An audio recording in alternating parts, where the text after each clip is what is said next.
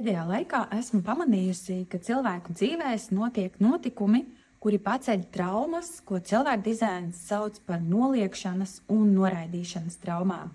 Paskaties uz neseniem notikumiem tavā dzīvē un mēģini atcerēties tavu apkārtējo cilvēku reakcijas. Vai ir bijusi sajūta, ka tevi neizvēlas, tevi atraida, tevi nenovērtē?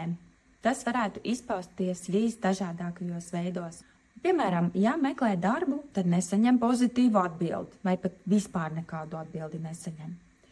Ja esi attiecībās, tad partneru uzvedībā ir nenovīdība un augstums pret tevi, vai tie pat varbūt kaut kādi smalki paterni, kas tevi trigero, un tu pat nesaproti, kas tas tieši ir, kas tevi aizvaino.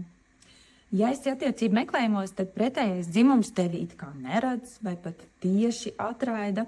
Līdzcilvēki ir kā lakmusa papīrītis, kas mums ir dots, lai mēs redzētu, kur ir mūsu vājās puses un dod mums iespēju no tām tikt vaļā.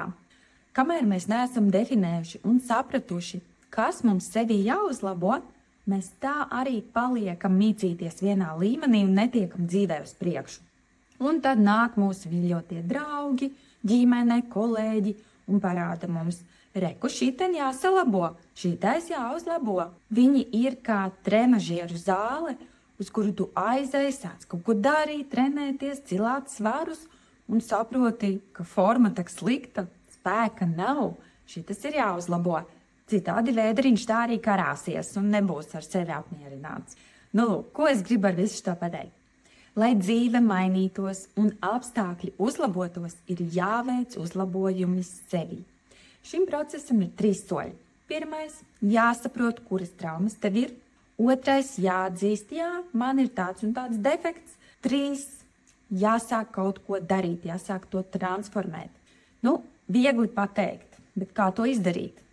Tagad ir plaši pieejami pašattīstības grāmatas un video, pilns internets ar kočiem, psihologiem. Ezotērikas joma ir pilna ar bezmaksas resursiem.